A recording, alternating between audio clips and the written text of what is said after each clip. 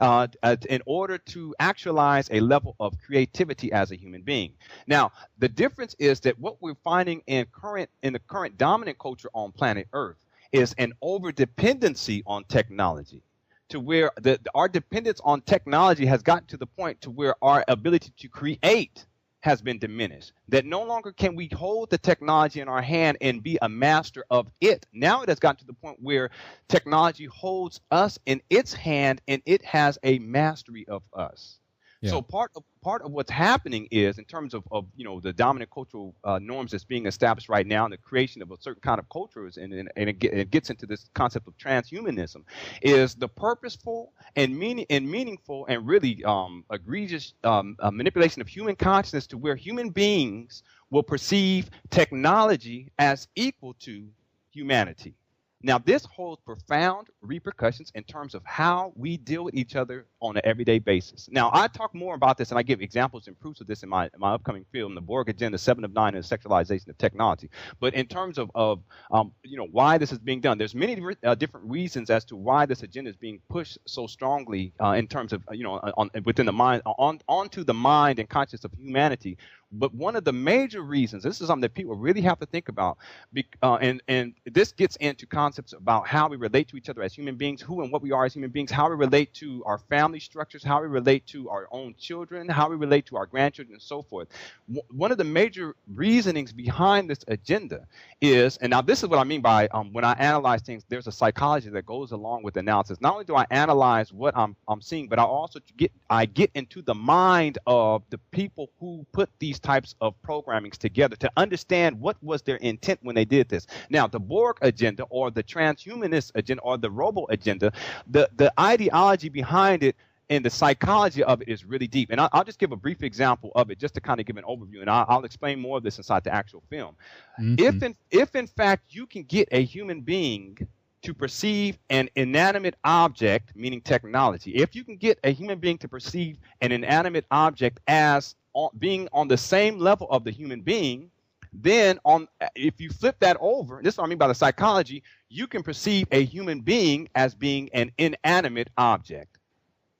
This is the psychology of transhumanism. And it's not about the improvement of the human species. It's about the manipulation of human consciousness, to where human beings no longer perceive themselves for what they really are. And already how we perceive ourselves is degraded. So if in fact, Hendrik, I saw you as nothing more than a piece of technology, or as an inanimate object, then therefore I can subject you to a certain amount of disrespect in terms of you being a spiritual being. I can say to you whatever I want without thinking of you as a human being. That holds a profound repercussions in terms of the evolution of human consciousness and the evolution of the human spirit on planet Earth. Let me give you an example of how this is relevant. Now, you and I, we've never talked before. Like, we've never had a conversation. However, there's a kinship when we interact with each other. There is a certain level of respect and common courtesy and decency. I recognize that you are a soul that has manifested here, and that your soul is part of my soul, that I too have manifested here. And so I give to you the same level of respect as a manifestation of a human being that I would want for myself. Yeah. Now, Hendrik, if in fact I have been manipulated, my consciousness has been manipulated through transhumanism, through these concepts of the Borg agenda, and I then see you as an inanimate object, then I will no longer feel obligated on a soul level to provide you with the common decency that you deserve as a soul manifested here as a human being.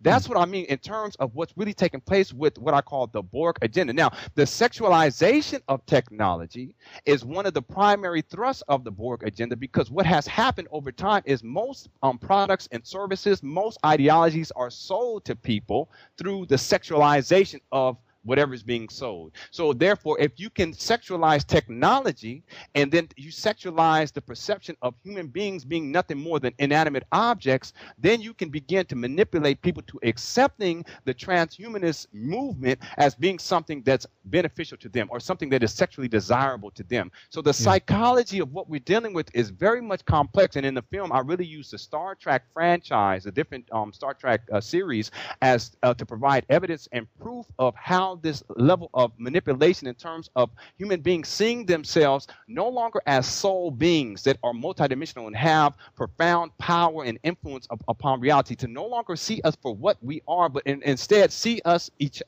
other as nothing more than inanimate objects deserving of disrespect. Very interesting, and again, what I've seen so far from the Borg agenda is that you touch upon this very interesting idea that the leader of the Borg, if we can call her that, is like the queen almost. Obviously, we have this idea of the hive and the interconnectedness, so to speak, that will potentially happen if we indeed come up to the technological level where we actually be able to wire our brains together in some way. They're talking about this now. They call it the worldwide mind. There's different terminology for this, but basically it's, I think their wet dream in this scenario is everyone hooked up to the internet pretty much with a kind of almost a telepathical type of ability, but it's handled through technology, potentially with some kind of microchip or some kind of implant in your brain or whatnot. But what's your take on all that, Lenon? Where do you see that they want to take this, so to speak? Yeah, now that is what you're speaking about, some very important concepts, and one of the things is the hive mind. The dominant cultural ideology on planet Earth is nothing more than the Borg cultural construct, and that means that the hive mind, as it relates to the Borg, as the species, so-called species called the Borg, that is the same thing that is actually taking place on planet Earth when we talk about present day human beings. So the hive mind is an aspect of mind control, because if you could have everyone linked, as it were, to one thought, one mind, one ideology, you therefore have control. And really, if you can get people to think on that one dimension, that the hive mind is the only way to perceive reality, then you therefore have enslaved the whole human, the totality of human consciousness. So yeah, that's right. It's interesting because when you said how people they've been talking about like wiring brains together and as a means to acquire telepathy, it's interesting because human beings, we're already naturally telepathic. See, it's interesting because we've been told that we're not something, and then we are told that we should aspire to have the same things that we actually already possess as human beings. We're already naturally telepathic. So what happens is, if you tell someone that they don't have a skill, and then you present to them that skill and say, "Hey, look, I have a skill that would really benefit you," and then they accept it, you have a certain kind of power over them. So, yeah, that's right. So instead of getting people to understand their true power, their internal power, as human beings, what has been done is we have again been placed into a position where we are being constantly bombarded with programming that tells us you need something external of you to make you better, whether it's religion. Right. Whether it's religion, technology, this idea that we have to wire our brains together. Wait a minute, what is that about? That is about external forces dictating to us who and what we are. And if, in fact, we already have the power of telepathy, then therefore we don't need the technology in the first place. So that's one level. But the other thing is also this. I just want to speak on, because you talk about the hive mind and how there's a Borg. How there's a Borg queen. The thing that people fail to realize is that the Borg queen, in terms of her archetype, she represents a lot of different things. But one of the things that she represents is the dominatrix figure, the sexual dominatrix. And I'll break this down inside the film, how her interactions with the character Data, which is a cyborg, her interactions with him revolves around the dominatrix figure over this android. And when you see it inside the film, you see how I break this down, because what happens is, even the Borg queen is sexualized as the dominatrix archetype, to where people have a sexual response to her as a sort of pseudo-human being, even though she's a Borg. So if, in fact, she represents technology and she has been humanized through this archetype of the dominatrix, and then people respond to her as a sex symbol, therefore you have the people that respond in that way, they have been manipulated on a conscious and psychosexual level to accept this representation of technology as being something that's desirable. And this gets back to the title of the film, The Borg Agenda 7 of 9 and the Sexualization of Technology. Yeah.